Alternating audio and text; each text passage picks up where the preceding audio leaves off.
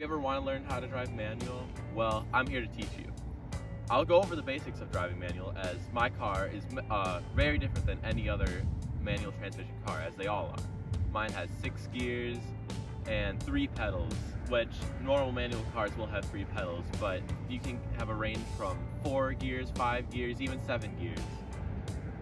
I will go over the basics in this video on how to drive manual, and it should go over almost every car that you come into in today's age. And I'll teach you how to start it, how to drive it, downshift, all of the basics.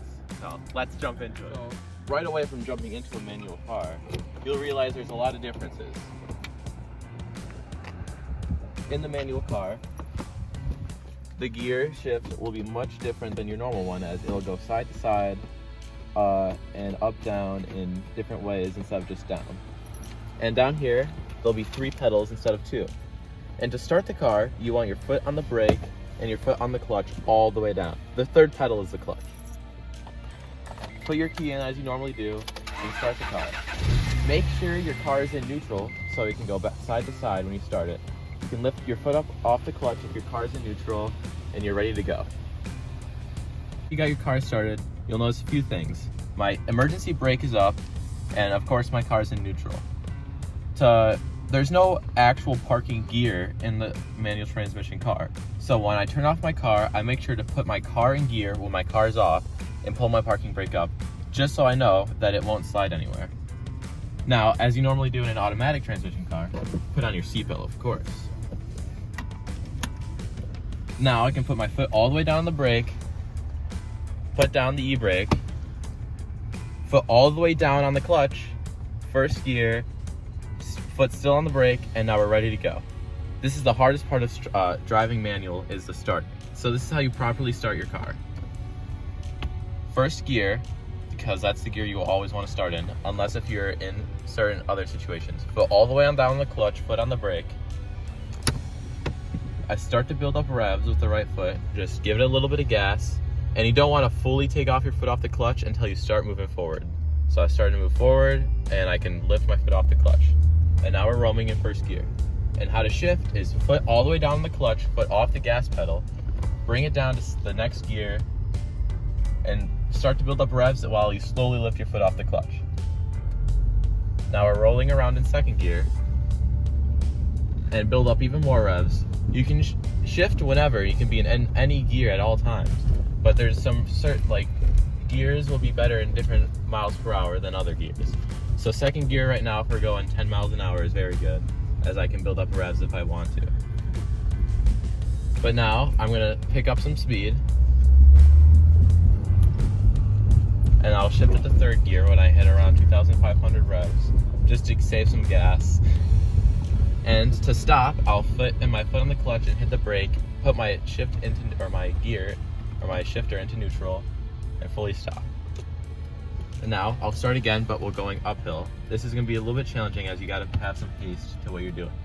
So foot on the clutch, foot on the brake, and then gear in 1st. You're gonna roll down a little bit, but then start to build up revs and fully lift your foot off the clutch. And now we're going.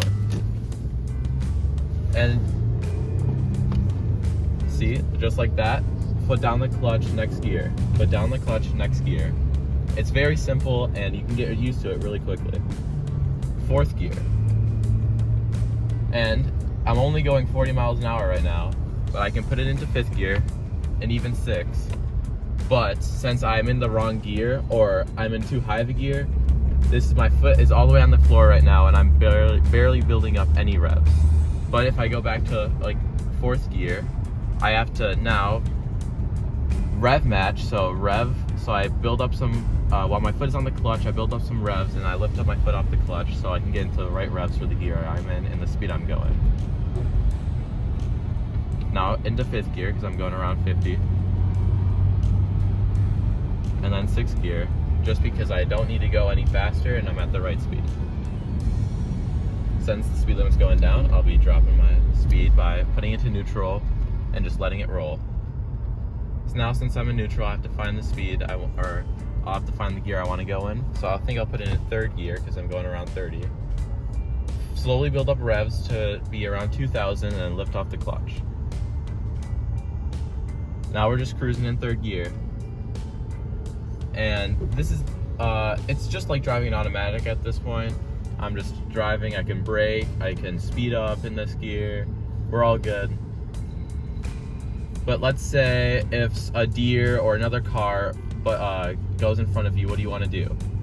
If you want to brake really quick, you want to put your foot all the way down the clutch and foot all the way down the brake, and it'll stop normally. It doesn't matter if you're gear or not, just make sure you go back into first gear, and then you start it up again. Perfect. Second gear, and then third gear.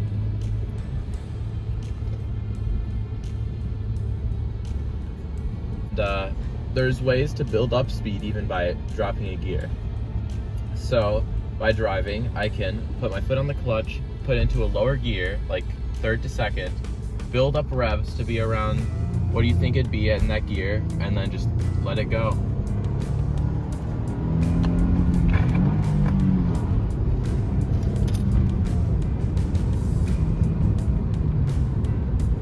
That's called the dropping a gear. And now I'm in neutral because I'm losing some speed, and I'm gonna go over some railroads. And always go slow over railroads to save your car's suspension. Life tip number 1. And now I put it back in second gear, and I build up, match my revs. Stop sign, I'm in neutral, brake on the floor, fully stopped.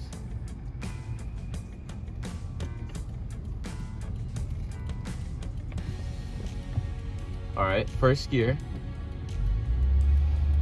Slowly put my foot off the clutch while I put my foot on the gas.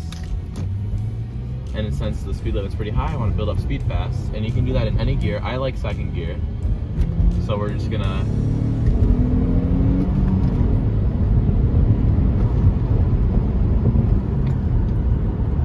and now we're in sixth gear, going 55.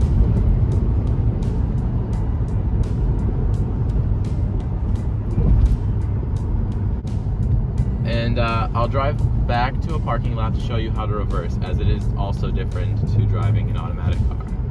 Now that we got all the problems away and how to drive forward, we'll go over how to drive reverse. Now I'll park right here, make sure clutch down, neutral, all the way stop, parking brake up because I'm gonna be stopped for a little bit. And that's basically the best thing I can get to a park gear. For reverse, many cars have the reverse gear in a different spot. Mine is to the right of the sixth gear. So clutch all the way down, past the sixth gear, so here, then down. Now I know that I'm in reverse. And this is almost like first gear, but you have to be a little bit more careful. So I put my foot down the gas, foot off the clutch, and now we're going in reverse. And you don't want to fully lift off your clutch. Make sure you keep your parking brake down when you're going, and you don't want to put your foot all the way off the clutch, as it will almost immediately kill your car when you're in reverse. So if you're going just slow, make sure your foot is just barely off the clutch. Now fully stop, we're gonna put it in the parking brake up, and if I'm turning off my car, I'll put clutch down, gear in, take the key out. But since we're keeping it running, we'll just have the parking gear up, and we're ready to roll again whenever I want to go by putting in first and going. Some issues you can have while driving a manual transmission car. Number 1 issue for beginners would be stalling your car. And that's just basically your engine turning off because you didn't have enough revs for the gear that you're in, or another issue comes by. So as I put my car in first gear, my clutch is down, and I'm like ready to go. But let's say I lift my foot off the clutch as I don't have any revs, this will happen. My light for my battery and oil will turn on. That meaning I just stall my car and my engine's off. This is fine, as many beginners will learn how to do this. All you have to do to fix it is make sure you're neutral, clutch down, turn your car off, and start it back up. Easy as that. It's a common mistake for new beginner manual drivers, but it's the easy thing to learn how to avoid once you drive your car for almost around a week.